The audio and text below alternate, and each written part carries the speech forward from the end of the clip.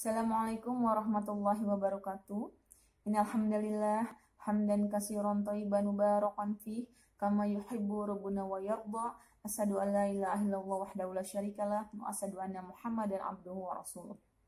Anak-anakku sekalian, kelas 6 Abu Bakar Asy-Syiddiq yang Miss cintai karena Allah. Insya Allah pada kesempatan kali ini Miss Nita akan menceritakan sedikit tentang biografi sahabat kita, sahabat Nabi Muhammad SAW, yaitu Abu Bakar Asy-Syiddiq. Kenapa Miss harus menceritakan kisah Abu Bakar Asy-Syiddiq? Karena kelas kita namanya ada kelas 6 Abu Bakar. Jadi Miss sangat berharap kalian tidak hanya tahu namanya, tapi kalian bisa meneladaninya kelak. Insya Allah. Amin ya Rabbal Alamin. Yang pertama kalian harus tahu adalah nama beliau aslinya. Menurut pendapat yang sahih adalah Abdullah bin Utsman bin Amir bin Amr bin Ka'ab dan bin Sa'ad. Beliau memiliki nama kunyah atau nama panggilan Abu Bakar. Allah Ta'ala pun menyebut beliau sebagai Asy-Syiddiq. Beliau juga dijuluki Asy-Syiddiq karena beliau adalah lelaki pertama yang membenarkan dan beriman kepada Nabi Muhammad SAW.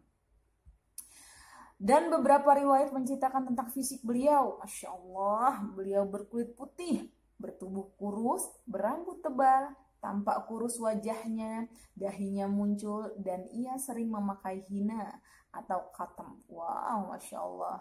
Berarti tampan sekali ya Abu Bakar ini. Jasa beliau sangatlah banyak, dan yang paling besar adalah masuknya beliau ke dalam Islam paling pertama. Hijrahnya beliau bersama Nabi SAW, kemudian ketegaran beliau ketika hari wafatnya Nabi SAW. Sebelum terjadi hijrah, beliau telah membebaskan 70 orang yang disiksa orang kafir karena alasan bertauhid kepada Allah. Salah satu jasanya yang besar lagi ialah ketika menjadi khalifah. Beliau memerangi orang-orang kafir atau orang-orang murtad. Masya Allah.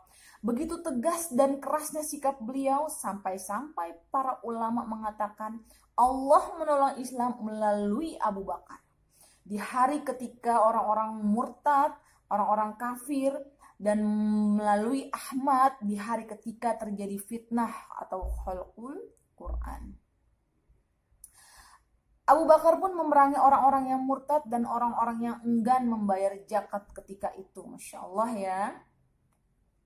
Bahkan ketika masa pemerintahan beliau terjadilah peperangan.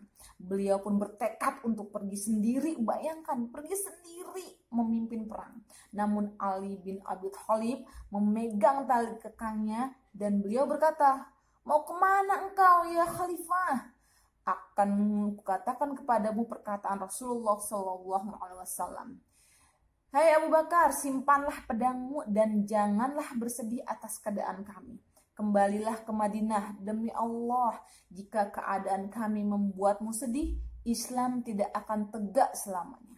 Nah, dari situlah kemudian barulah Abu Bakar kembali dan mengutus pasukannya. Tidak ada laki-laki yang memiliki kekuatan sebanyak keutamaan Abu Bakar.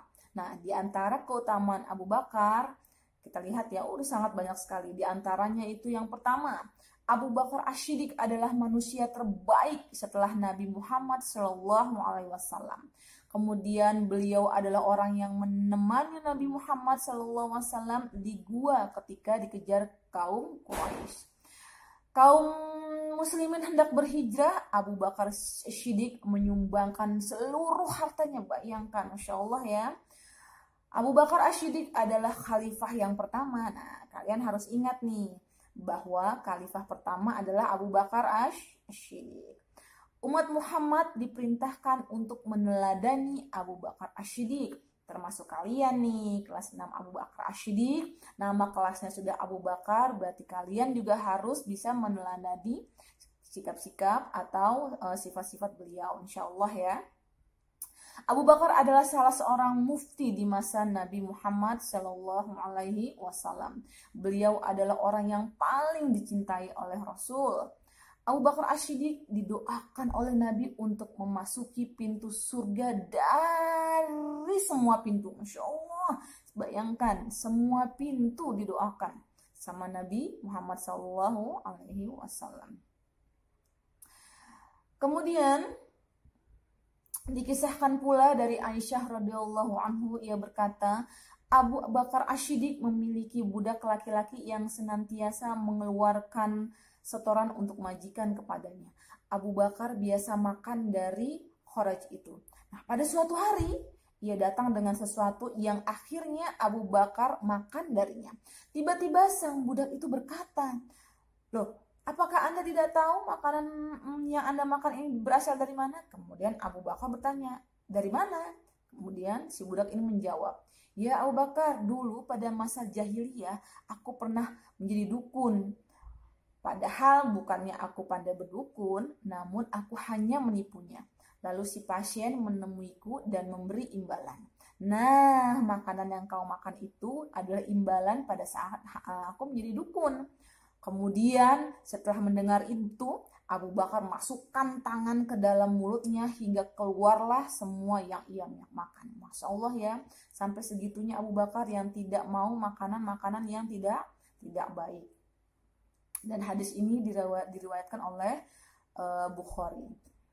Kemudian beliau wafat pada hari Senin di bulan Jumadil Awal tahun 13 Hijriah ketika beliau berusia sekitar 63 tahun. Nah, anak-anakku sekalian, anak-anak yang soleh dan soleha, 6 Abu Bakar, semoga Allah meridainya dan mengumpulkan kita bersamanya di surga kelak ya, amin.